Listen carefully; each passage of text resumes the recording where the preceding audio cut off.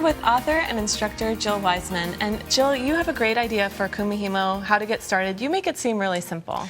Well, it is really simple, and a lot of people can get intimidated because there's new terms and there's new little pieces and parts to play with. But in truth, it's a very simple process. Oh, I can't wait to see what we do. Let's take a look at these bracelets, though, because these are gorgeous. Thanks. I love crystal, and when I made this very first necklace here, I did it with all crystal. It makes a big impact, but the problem is that it also takes a lot of money.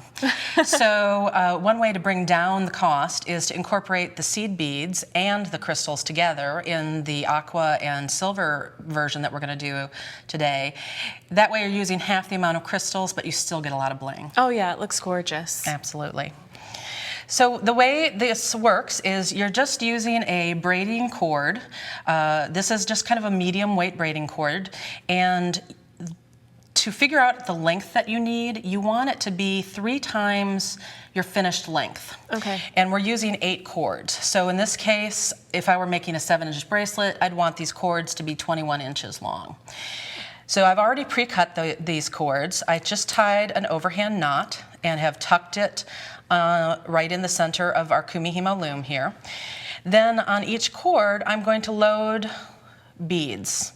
And for this bracelet, we're going to have 4 cords that have size 6 seed beads, and then 4 cords that have 3mm Swarovski crystals. So once you've got finished loading all of the beads on your cord, you're going to take a little bobbin and just wind the end of the cord up. This rounded part of the bobbin pops over, and that will hold these beads on while we're working. Yeah, it keeps everything neat and tidy. Absolutely. Now, to get the pattern that we're going to be creating today, it is important where your cords are put on the loom. In this case, you want to put the seed bead cords at the top of the loom and on the right side. And then you want to put the crystals on the bottom of the loom and on the left side. So you'll have 1 cord on either side of the black dots. But the simple maneuvers that we're going to make are, we're going to take the top right cord and we're going to move it to the first open slot on the bottom right. Then we take the bottom left cord and move it to the first open slot on the top on the left. All right. So everything on the right stays to the right, everything on the left stays to the left. Then we turn quarter turn. Do the exact same thing. Top right to bottom right, bottom left to top left. Easy. Quarter turn. One of my students actually taught me a little mnemonic for this that can help people memorize it. It's down right, uplifting, up left. That's great. And one thing you do want to make sure that you're doing is be consistent with your quarter turn. You always want to turn the same direction every time. This is an inexpensive foam loom. If you need to, take a pen and mark an arrow in the direction that you're turning. Great idea. Yeah. You'll notice that right now I am not dropping any beads. And that is because we have to create a little tail at the end, both at the beginning and at the end of the bracelet, of just cord. That's going to help us attach our clasp later on. So you want to end up having about a 1/4 inch or so of just cord. And you just see that I'm just making these same movements over and over again. You start getting addicted to the little sound of the bobbins clacking together. I bet. So once you've got a little 1/4 inch of tail going, then you're finally ready to start adding your beads.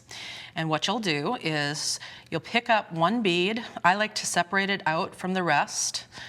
I let it drop down to the center of the loom here, and then it's going to slide right underneath this cord, this very first cord that it comes to. This cord is sitting on top of the other cord, so it's a little bit higher. So that bead just slides underneath there, and then I finish my move. Now I'm going to do the same thing on my bottom up. I release the bead, I push it in right underneath the very first cord it comes to, and finish my move and my quarter turn.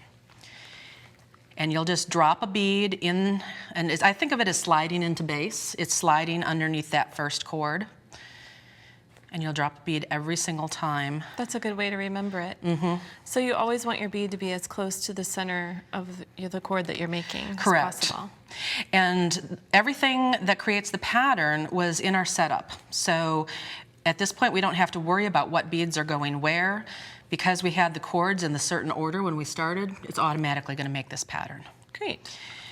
Once you get all of your beads beaded in, and actually you're going to want to check your length before you get that far. Your clasp and your end caps will usually add about 1.5 inches of length. So if I were making a 7-inch bracelet, I'd want my beaded section to be 6¼ inches. Okay. So you'll use your tape measure to check that out.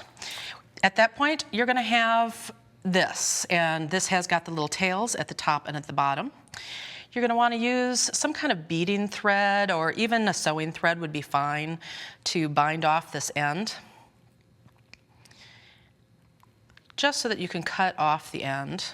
Okay, well, we're just about out of time, but I'd love to make sure that we know how to finish. Okay, so once you've bound off the end, you're going to cut this little guy off, put glue all over that end, and then use a little crimp-on clasp, crimp-on end cap to crimp that on. Perfect. And then jump ring for your clasp. And you're done. And then you're done. We're ready.